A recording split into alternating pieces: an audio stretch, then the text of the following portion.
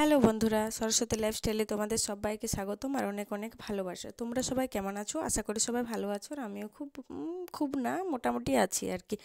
কেননা বাপের বাড়ি থেকে আজকে আমি শ্বশুর বাড়ি যাব, তাই মনটা খুবই খারাপ।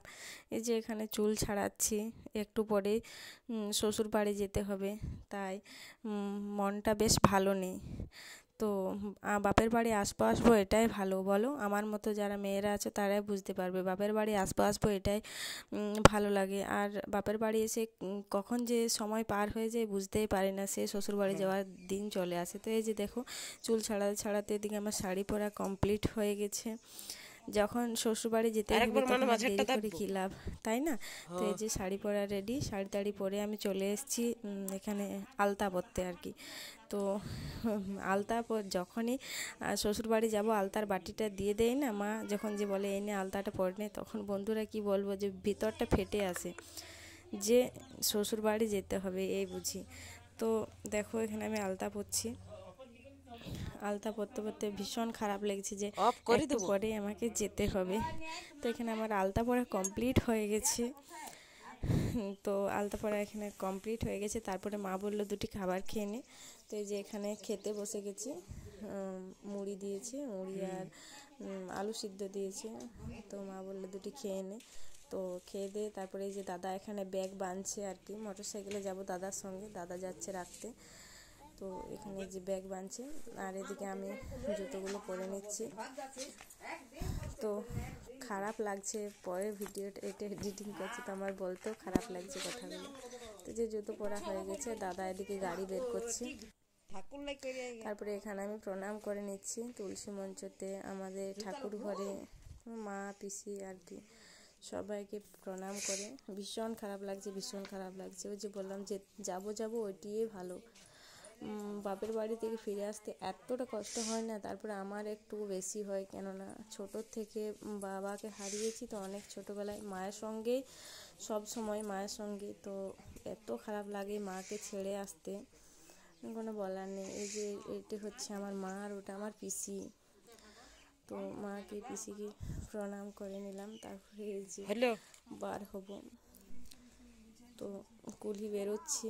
তো ওখানে একটা দিদি জ্বর নিয়ে যাচ্ছিলো, তো বললো যে আজকেই চলে যাবে? হ্যাঁ আজকেই চলে যাব, আর কদিন পরেই আসবো, কেননা আমার মাসির মেয়ের বিয়ে আছে, তো তার বিয়েতে যাব। তো তার জন্যে চলে যাচ্ছি। এই যে একটা ফুচকি, ওখানে ফুচকিটাকে একটু আদর করলাম, খুব মিষ্টি। বার হয়ে গেছে আর কি, আমি স্কুলটা দেখালাম যেটা যেতে দেখিয়েছিলাম। তো এখানে আস্তে যে এখানে সাতুরি চলে এসছে, এখানে দাদা মিষ্টি নিয়ে নিল। এখানেই বললে মিষ্টিটা নিয়ে নিই, দোকান থেকে মিষ্টিটা ভালো হয় আর কি। ওখানে মিষ্টি নিয়ে নিল দাদা। তারপর আবার গাড়িতে চেপে আসছি। এখানে এটা হচ্ছে সাতুরি কালী মন্দির, এই যে দেখাচ্ছে এটি হচ্ছে ব্যাংক।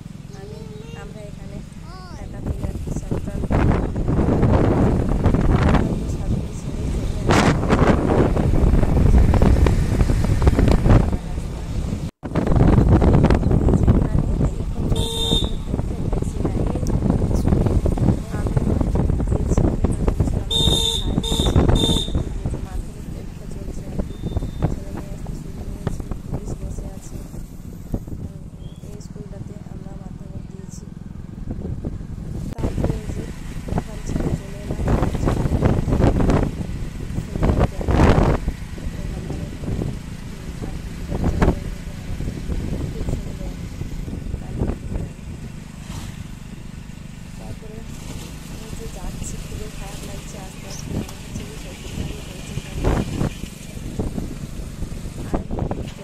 যতদিনেই না থাকি তাও মন চায় না।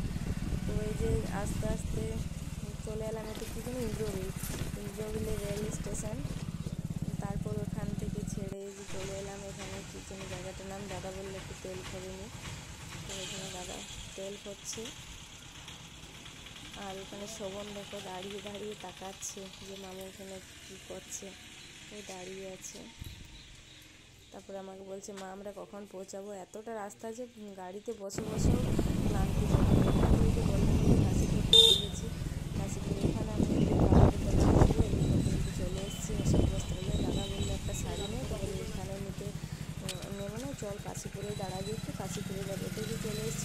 বস্ত্রালয়ে। তো এখানে ঢুকে গেছি শাড়ি নিতে। তো এখানে যে এই শাড়িগুলো দেখাচ্ছিল, তো আমার এই শাড়িগুলো পছন্দ হলো না। কী রকম শাড়ি নেবো বুঝতেও পারছিলাম না। আর আমি বেশ একটা শাড়ি না পছন্দ করতে পারি না ঠিক, তো ঠিক করতে পারছিলাম না। তারপরে ওই অশোক বস্ত্রালয়ে আরও একটি দোকান, ওখানে আমি চলে এলাম।